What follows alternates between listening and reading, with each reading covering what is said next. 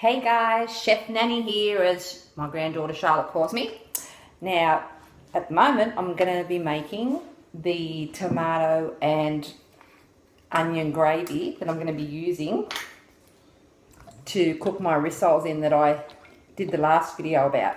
So I'm going to throw I'm throwing a heap of olive oil in a deep pan. Now we're using a deep pan so that the rissoles will fit in when we cook them later, because what I'm going to do is I'm going to prepare this tomato and onion sauce gravy, and I'm going to leave it sitting there for an hour or so after it's cooked, so that when it comes time after, I'll cook the rissoles in it until the rissoles are nice and brown. So I can either put the gravy in the fridge when I finish cooking it and bring it out later at dinner time, and cook the rissoles in it so that they're ready for dinner time. So these are the sorts of meals that you can actually prepare a few hours before, so that you're all organised for when the guests turn up and you've got everything done. So for this tomato and onion sauce, I've used 2 large tomatoes.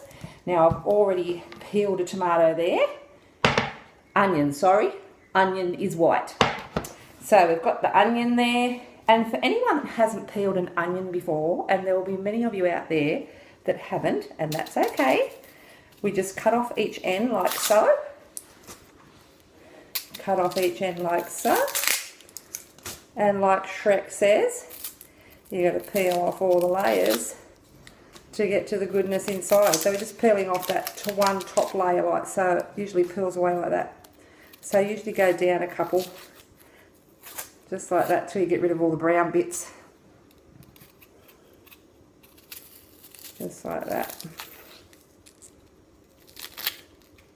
You don't have to be a master chef to cook, honestly. You just got to be willing to have a go, read some recipes, and follow the directions, and practice. So anyone can do it. Anyone can learn a new skill. So just cut the onion in half, and then we just slice through it like so. You can either have them thick and chunky bits or slices, or nice and thin. I like them nice and thin. So we're just going to do that. Just watch your fingers. And you don't have to do it as fast as they do on the cooking shows. But it's just a seesaw motion like this. See, I used to do this and actually... But if you just use it as a seesaw motion, you don't get the tip of your knife off the cutting board. You're just sort of picking it up and down like a guillotine. And that's how you do it. Okay, so that's all the onions. So what we do is we put the oil on the stove to simmer. And we're going to put the onions in there. And then while the onions are cooking away, we'll do it slowly, have the heat on medium heat, so you're not burning the arse out of the onions, because you don't want to burn the onions. They don't take long to burn, so you've got to be careful and just sort of do it slowly. Wooden spoon for stirring. And when we were kids, it was used for keeping us in line when we mucked up. I'm just getting this stove on over here. So we'll just wait for those onions to start cooking. Then I've got 2 tins, and I use the Australian diced tomatoes. And there's also Italian diced tomatoes, which have got extra flavours in them. They've usually got a bit more basil and herbs and that in them. So I'm using a can of each of those. Take the lid off. And then this one. So this is what happens sometimes in the kitchen. And that's why you have a cloth handy to clean yourself up as you go. Just like so. Simple. Okay. It's all part of the fun of getting dirty in the kitchen. Just don't wear any really good clothes while you're cooking. If you don't want to get them dirty, that is. You can also use tomatoes from out of the fridge. Now these are a bit too ripe, they're not ripe enough actually to use. See how they're still quite orange colour. But if you've got tomatoes in your fridge that you want to get rid of because they're quite ripe, now's a great time to use them. So we're just waiting for those onions to start cooking. I'm just going to slice up some celery. Now, it's great now that you can buy these celery sticks instead of having to buy a whole bunch, which you don't end up using and throwing half of it away. So I'm just going to slice these thinly, like so. Let's see if you can see them there.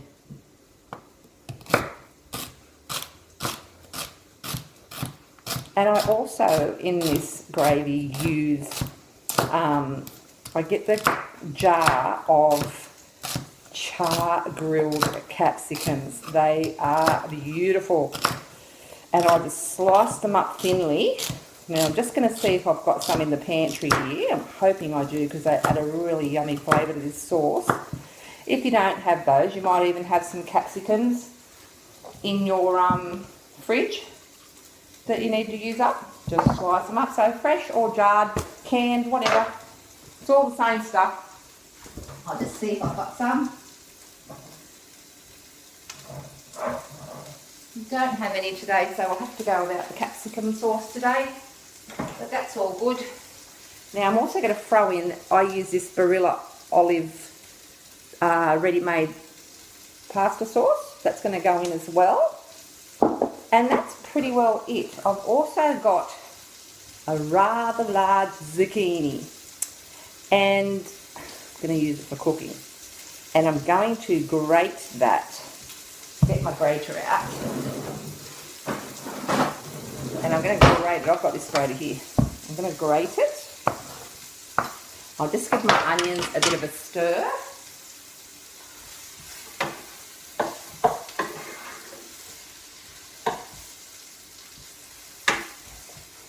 Now I get why the cooking people on TV have got their own cameramen, because it's actually not too easy to man a camera and a zucchini, a rather large one at that, at the same time. So I'm only going to use half of this zucchini, I think.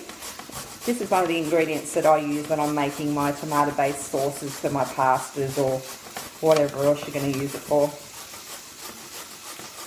So there's really not that many ingredients in this. Okay, I'm also going to get some crushed garlic. Will be going in there because I've run out of fresh garlic cloves. So crushed garlic is a really good substitute for when you've run out of fresh garlic. And I'll probably put a good tablespoonful or a knife full in with the onions. I do prefer the flavour of the fresh garlic as opposed to the minced one, but that'll do. We're flexible. Okay, salt and pepper. Let's not forget good old salt and pepper. Put that in after. So it's just a matter of mixing all these ingredients together. So we had a couple of tablespoons of oil in a deep pan, 2 sliced onions. If you're using fresh garlic, about 3 cloves of fresh garlic, or a couple of tablespoons of the minced crushed garlic. Salt and pepper. 2 cans of diced tomatoes. A tomato pasta sauce base. So anyone you like. You might not like olive, but us Italians love olives. So we're going for the olive. But there's hundreds of different varieties of your pasta sauces out there on the shelf, so whatever you prefer. Then we use 2 celery, zucchini, half a zucchini. That's it. Whack it all in a pan, cook it all down till the ingredients are all tender, and there you have it. And then later on I'll get some, actually I've got some fresh parsley over there, which I'm going to get. And I'm going to do what I did last time.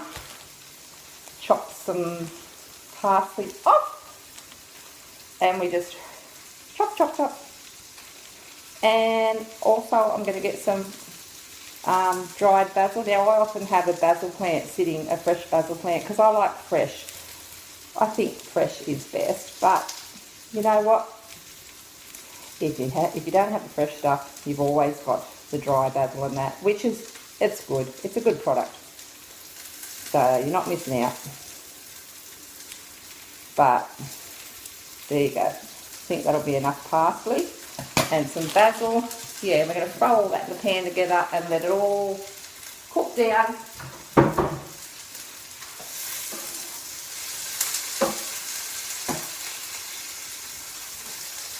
So as you can see, got that onion in there cooking down, and I'm going to add that tomato and all the rest of the ingredients to it soon and let it cook away.